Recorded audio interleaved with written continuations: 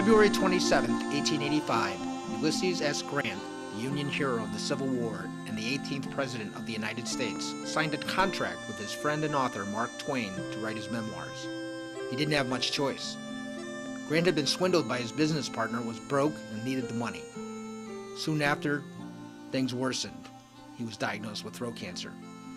On June 16th, hoping to avoid the summer heat, Grant and his family traveled to Mount McGregor in upstate New York, and over the next 5 weeks spent his time at a small cottage on the grounds of the Balmoral Hotel, where he labored to finish his memoirs. Hi, I'm Ken Tingley. I'm editor of the Post-Star in Glens Falls, New York. First time I visited here 17 or 18 years ago, this was just an old garage. Now it's a visitor center with some potential.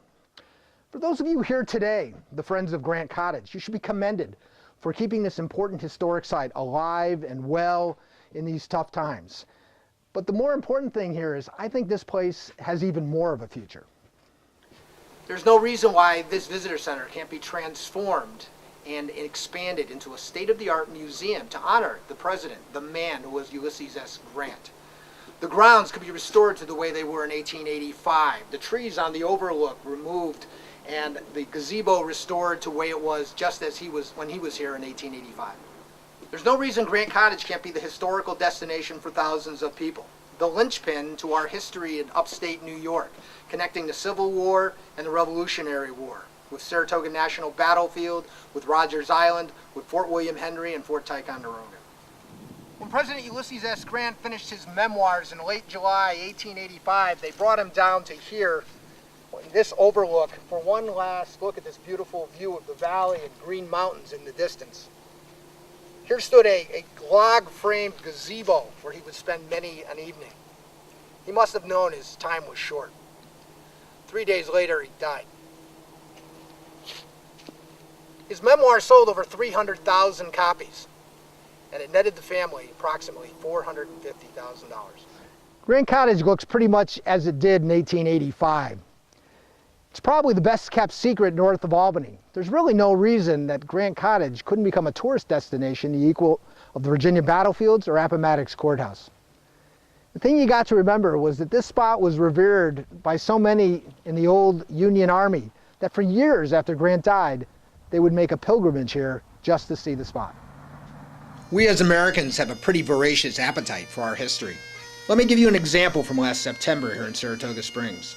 When it was learned that the remains of a young soldier found at the Antietam battlefield in Maryland were most likely that of a Union soldier from New York, the entire community rallied around to not only give this man a final resting place, but a public funeral as well.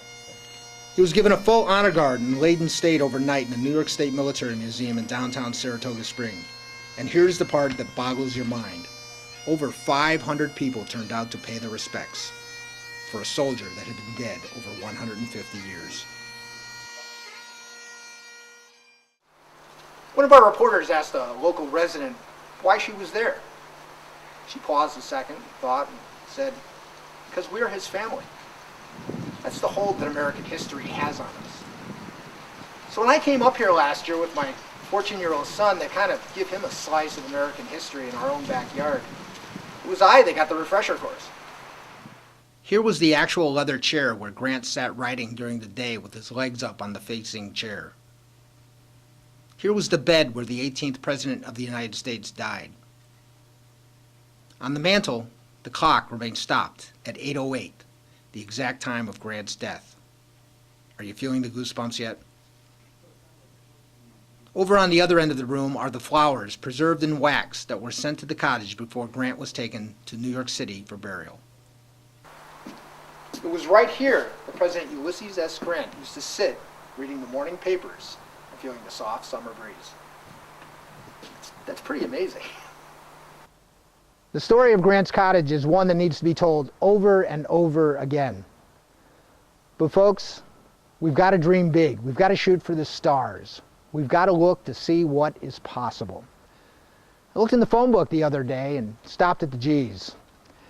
And I found that there was a local Grant Graphics, several Grant Streets, a Dr. Grant, a Grant Sales and Marketing, a Grant Ceramics Studio, a Grant Computer Repair, and a McPhillips Grant Agency. But the one thing we all have to remember, and the one thing we have to let the world know is that there is only one Grant Cottage.